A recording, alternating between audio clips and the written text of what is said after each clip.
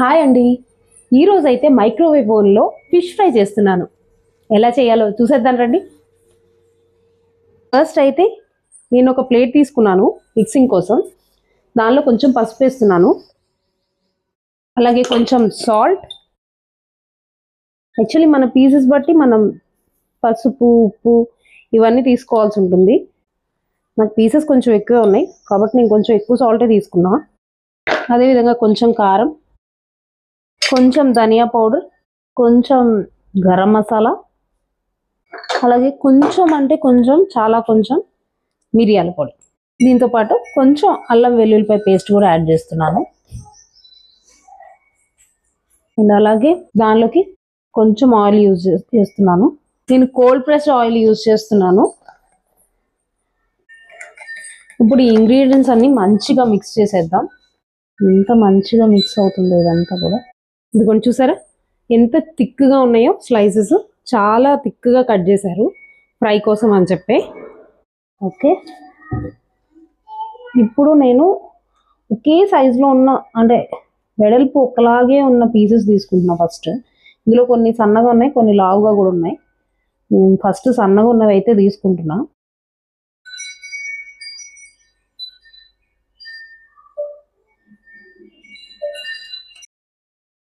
ఈ పీసెస్ చూసారా ఎంత సన్నగా అంటే అంత సన్నగా కట్ చేశారు. సో అన్నీ అవే టైప్ ఆఫ్ పీసెస్, అంటే అంతే విత్తులో ఏవైతే ఉన్నాయో ఆ పీసెస్ నేను తీసుకుంటున్నాను.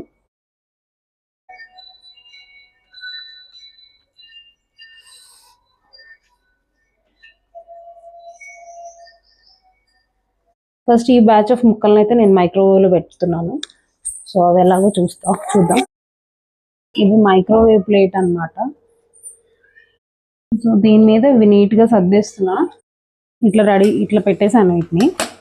సో దీన్ని అయితే ఇప్పుడు మనము ఓవెన్లో పెట్టేద్దాం రండి. ఫస్ట్ అయితే ఓవెన్ ఆన్ చేశాను. ఈ స్టాండ్ పెడుతున్నా లోపల. అండ్ దెన్ ఇది కూడా పెట్టేస్తున్నా చూడండి. సో ఇట్లా పెట్టడం వల్ల ఏంటంటే కొంచెం హైట్ వస్తుంది. సో దట్ ఏంటంటే తొందరగా ఉడుకుతుంది అనమాట, అయిపోతుంది మనకి. మైక్రో ప్లస్ కన్వెన్షన్ తీసుకున్నా. 140 degreesలో పెట్టా. ఓకే, స్టార్ట్ చేసేస్తున్నా నేను. టైమ్స్ వచ్చి ఒక 20 minutes తీసుకున్నా. స్టార్ట్. స్టాప్ చేసా. ఒకసారి ఓపెన్ చేస్తున్నా. హియర్ కమ్స్ ద ఆయుధం. Almost done. అయితే ఒక్కసారి వీటిని ఫ్లిప్ చేద్దాం. ఉడికిపోయాయి బట్ వేయగలేదు. మళ్ళీ పెట్టేద్దాం. ఇంకా 9 minutes టైం అయితే ఉంది. ఎట్లా ఉన్నాయని నేను ఒకసారి ఓపెన్ చేశాను. సో ఇంకో 9 minutesకి అయితే పెట్టేద్దాం. సో మిగిలిన ముక్కలను కూడా అలాగే మ్యారినేట్ చేసేస్తున్నాను నేను. అట్లాగే ఉప్పు, కారం అదంతా కూడా పట్టి. దీనిలో కొంతమంది శనగపిండి కూడా యాడ్ చేస్తారు. బట్ ఏంటంటే శనగపిండి ఉంటే కొంచెం ఎక్కడైతే శనగపిండి ఉంటుందో పిండి ఎగుతుంది, కానీ ముక్క లోపల కొంచెం పచ్చిగా అనిపిస్తుంది అన్నమాట నాకు. హియర్ కమ్స్ వన్ ఆయుధం అన్నమాట.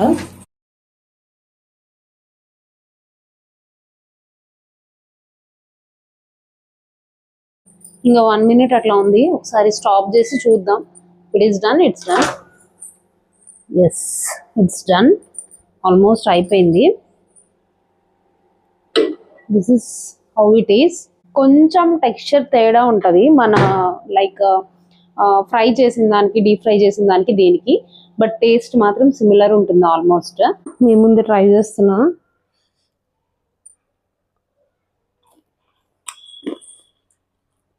చాలా క్రిస్పీగా ఉంది. టేస్ట్ కూడా చాలా బాగుంది. చాలా అంటే చాలా బాగుంది. అండ్ ఆయిల్ లెస్, చాలా లెస్ ఆయిల్ తోటి చేసుకున్నాం మనం ఇది. And taste was really good. ఇంకా మీన్ వైల్ నేనైతే వీటిని ఇలా గుచ్చాను.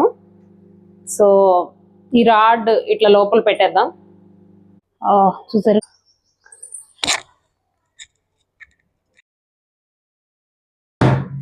ఇది కూడా అంతే. గ్రిల్ ప్లస్ మైక్రో గ్రిల్లో పెట్టా. ప్రజెంట్ 20 minutes ఇచ్చా. చూద్దాం, ఇంకా 5 minutes ఉంది. ఆ టైంలో ఒకసారి ఓపెన్ చేశాను. చూస్తే ఏమీ అంత ఉడకలేదు. సో ఈ 5 మినిట్స్ అయిన తర్వాత నేను ఇంకో 10 మినిట్స్ పెడతా దీన్ని. మీన్ వైల్ నేను రసం ఇంకా అట్లానే రైస్ కూడా పెట్టేశాను. సో మీన్ వైల్ మనం కొంచెం మాట్లాడుకుందాం. ఒక పక్కన రైస్, ఒక పక్కన రసం, అట్లాగే ఒక పక్కనేమో ఫిష్ ఫ్రై అవుతుంది. సో ఇవన్నీ అయ్యేలోపు ఒక చిన్న స్టోరీ చెప్పుకుందాం. ఈరోజు మార్నింగ్ నేను ఒక మూవీ చూసాను అనమాట. సో మూవీ అంతా కంప్లీట్ అయ్యేసరికి what I feel is the same movie నేను 5 years బ్యాక్ చూసాను. మేబీ 5 కాకపోయినా ఒక ఐఎమ్ నాట్ ష్యూర్ అది ఎప్పుడు వచ్చిందో, అది వచ్చిన స్టార్టింగ్లో అయితే చూశాను. సో అప్పుడున్న ఫీలింగ్ నాకు ఇప్పుడు లేదు. ఒకప్పుడు ఆ మూవీ చూసి ఫుల్ ఏడ్చి నేను నౌ ఐ స్టార్ట్ అనలైజింగ్, ఇలా ఎందుకు జరగలేదు, ఇలా ఎందుకు జరిగింది, ఇలా ఎందుకు జరగలేదు, ఇలా జరిగి ఉండొచ్చు. సో ఇంకా మిమ్మల్ని ఎక్కువ కన్ఫ్యూజ్ చేయను. ఆ మూవీ అయితే నాన్న ఐడియా ఉంది కదా మీకు అందరికి. సో నానా మూవీ లాస్ట్ లో ఏమవుతుంది అంటే మృణాల్ ఠాకూర్ వచ్చేసి మళ్ళీ నాని దగ్గరికి వెళ్తుంది. వాళ్ళు అందరూ అంత ప్లాన్ చేసి తనకి ఇంకో మ్యారేజ్ చేయాలనుకున్నా కానీ at last again she went to the same past, right?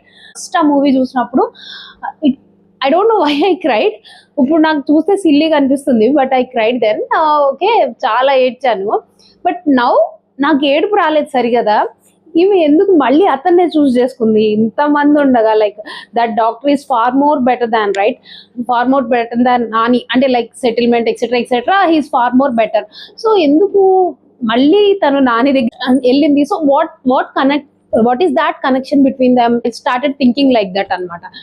So ఈ మూవీని కన్సిడర్ చేసి ఎప్పుడు లాంగ్ ఎగో పాస్ట్ లో ఒక ఇన్సిడెంట్ జరుగుతుంది. ఓకే, మనకి ఆ ఇన్సిడెంట్ తాలూకు ఆ ఇంప్రింట్స్ ఏదైతే ఉందో, అంటే ఆ ఇన్సిడెంట్ తాలూకు మనం ఏ టైప్ ఆఫ్ ఎమోషన్స్ ని అవన్నీ ఫీల్ అయ్యామో అవి మనం ఇప్పటికీ కూడా అలాగే సెన్స్ చేస్తూ ఉంటాం కదా. అంటే ఆ ఇన్సిడెంట్ లో మనల్ని ఎవరైనా బాధ పెట్టారు, అది ఇప్పటికి మనకు అలా గుర్తొస్తూనే ఉంటది. అది ఇప్పటికి మన మైండ్ లో అలాగే ఉంటది. ఎందుకని అంటారు? ఇప్పుడు ఆ మూవీకి దీనికి సంబంధం ఏంటంటారా? Okay, let me explain, I will tell you later. So first ఎందుకని అంటారు? మనకి ఇప్పుడు for example long ago, for example మనకి ఇప్పుడు మ్యారేజ్ అయిన స్టార్టింగ్ లో మనల్ని ఎవరు బాధ పెట్టారు. So consider it's a in laws or partner or anybody else మనల్ని బాధ పెట్టారు. సో అది మనం ఇప్పుడు కూడా పలానా రోజు ఆమె నన్ను ఈ మాట ఆ రోజు ఇలా జరిగింది, లేదా హస్బెండ్ తో కూడా ఈ పర్టికులర్ విషయంలో నువ్వు నన్ను తిట్టావు, లేకపోతే ఆ విషయంలో నువ్వు నన్ను అన్నావు అన్నది ఇప్పటికీ అది మనం రిమైండ్ చేసుకుంటూనే ఉంటాం. అది అవకాశం వచ్చినప్పుడల్లా అవతల వాళ్ళతో చెప్తూనే ఉంటాం కదా. అట్లా అది ఎప్పుడు లాంగ్ ఎగో జరిగింది, ఇప్పుడు ఇంత దూరం వచ్చేసాం. Why we still remind the same thing? Because that emotion connected to that scene. ఆ సీన్ కి సంబంధించిన ఒక ఎమోషన్ మన లోపలే ఉండిపోతుంది. So whenever same type of pattern repeat అవుతుంది అనిపించినప్పుడు, that emotion related feelings or ఏదైతే ఉన్నాయో అవి మనల్ని ట్రిగ్గర్ చేస్తూ ఉంటాయి. సో అందుకోసమని దాన్ని అలాగే మనం స్టోర్ చేసుకుంటాం, just to save our self. Especially consider ఇక్కడ ఇన్లాస్ని, రిలేటివ్స్ని, మిగతా వాళ్ళందరినీ కాసేపు పక్కన పెట్టేస్తే కొంచెం మన పార్ట్నర్స్ దగ్గరికి వద్దాం. ఈ ప్యాటర్న్ ఏదైతే ఉందో ఇది నిజంగా మనకి హెల్ప్ఫుల్లా? ఇది నిజంగా మనకి సాయం చేస్తుందా? మనకి సాయం చేస్తుందో లేదో తెలియదు, కానీ రిలేషన్ అయితే ఇది చాలా దెబ్బతీస్తుంది. ఇప్పుడు ఆ మూవీకి దీనికి రిలేట్ చేద్దాం. మూవీ అప్పుడు ఎలా ఉందో ఇప్పుడు అలానే ఉంది. అలాగే అప్పుడు జరిగిన గొడవ అప్పుడు ఎలా ఉందో ఇప్పటికీ అలాగే గుర్తుంది. ఆ గుర్తు మాత్రమే ఉంది, మీ దగ్గర ఉన్నది ఆ మెమరీ మాత్రమే. సో కానీ నిజం కాదు అది. ఓవర్ ద పీరియడ్ మీరు చాలా ఎవాల్వ్ అయ్యారు, అట్లాగే మీ పార్ట్నర్ కూడా చాలా ఎవాల్వ్ అయ్యారు కదా. అది మీరు అర్థం చేసుకోవాలి. ఫర్ ఎగ్జాంపుల్ కన్సిడర్, ఇప్పుడు మీరు 8 years ఆర్ 10 years ఉన్నప్పుడు మీరు మీ మదర్కి చాలా ఫేవరెట్ క్రాకరీయో లేకపోతే ఏదో డెకరేటివ్ ఐటమ్ కొనుక్కున్నారు, దాన్ని మీరు పగలగొట్టేశారు. How she reacts?